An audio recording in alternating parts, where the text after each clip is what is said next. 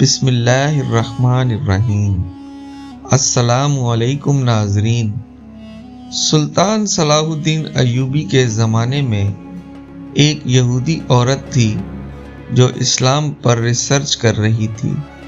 اس نے اسلام کے بارے میں بہت کچھ سیکھا، بہت کچھ پڑھا۔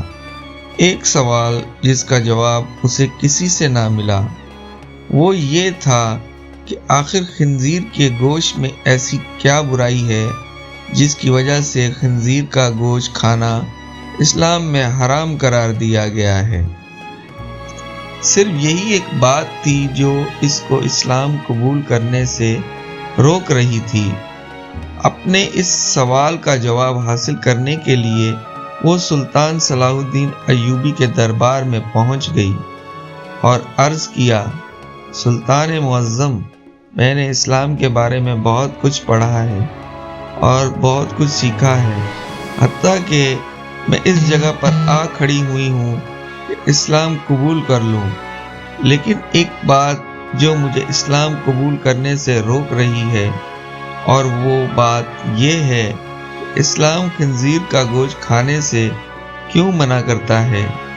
اسلام نے جس چیز کے بارے میں منع کیا ہے وہاں اس کی دلیل ملی ہے، لیکن خنزیر کا گوشت حرام ہونے کی کیا وجہ ہے، اس بارے میں مجھے ابھی تک کوئی مضبوط دلیل نہیں ملی۔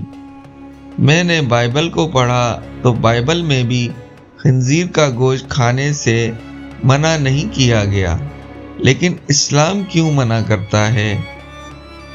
آخر اس گوشت میں ایسی کیا خرابی ہے کہ اسلام اس کو کھانے سے منع کرتا ہے؟ سلطان صلاح الدین ایوبی نے اپنے ایک مشیر کو حکم دیا کہ بائبل کی وہ کتاب میرے پاس لے آؤ جو اپنی اصلی حالت میں موجود ہے۔ جب بائبل کی کتاب پیش کی گئی تو سلطان نے وہ حوالہ تلاش کر کے اس یہودی عورت کو دکھایا جہاں لکھا ہوا تھا کہ خنزیر کا گوشت کھانا منع ہے۔ خاتون نے حیران ہو کر کہا، یہ کیا بات ہوئی؟ میرے پاس جو کتاب ہے اس میں تو لکھا ہوا ہے کہ خنزیر کا گوشت کھانا منع نہیں۔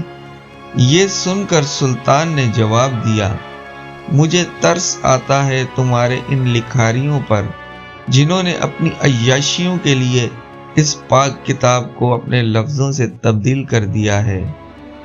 تمہارے پاس جو بائبل ہے یہ اپنی اصلی حالت میں موجود نہیں ہے۔ ابھی تو میں نے صرف اس کتاب سے ثابت کیا ہے کہ خنزیر کا گوشت کھانا منع ہے، اب میں اسے سائنسی لحاظ سے بھی ثابت کروں گا۔ پھر سلطان نے اس عورت سے کہا کہ کل صبح خنزیر کا گوشت پکا کر میرے دربار میں لے کے آنا۔ دوسرے دن اس عورت نے خنزیر کا پکا ہوا گوشت سلطان کی خدمت میں پیش کر دیا۔ سلطان نے اس کو کراہت سے دیکھتے ہوئے کہا کہ اب اس کی بوٹی کے 2 حصے کر دو۔ خاتون نے جب چھری سے بوٹی کے 2 حصے کیے تو درمیان سے گوشت کچا تھا۔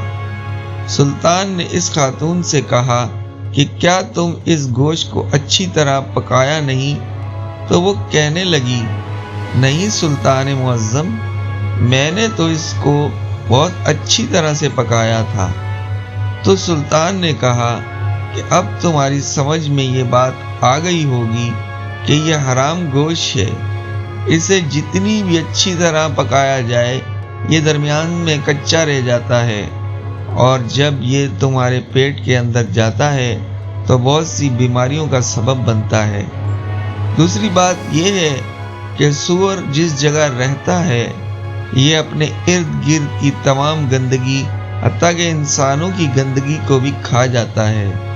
اس کی خوراک بہت ہی غلیظ ہوتی ہے۔ اس حوالے سے وہ غلاظت اس کے گوشت میں بھی شامل ہوتی ہے جو بذات خود بیماریوں کا منبع ہے۔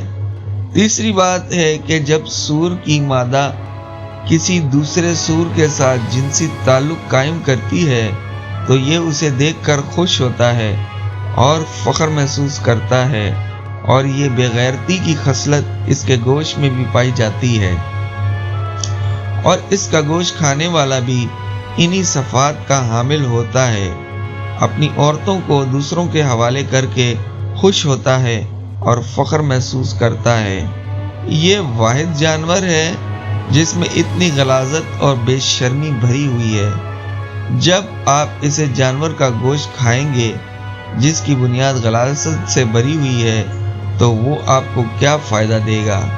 یہ بات سن کر وہ یہودی عورت سلطان صلاح الدین ایوبی کے سامنے جھک گئی اور کہا کہ سلطان معظم، اب آپ ہی مجھے کلمہ پڑھائیں۔ سلطان صلاح الدین ایوبی نے اس عورت کو کلمہ پڑھایا اور تمام دربار اللہ اکبر کے نعروں سے گونج اٹھا۔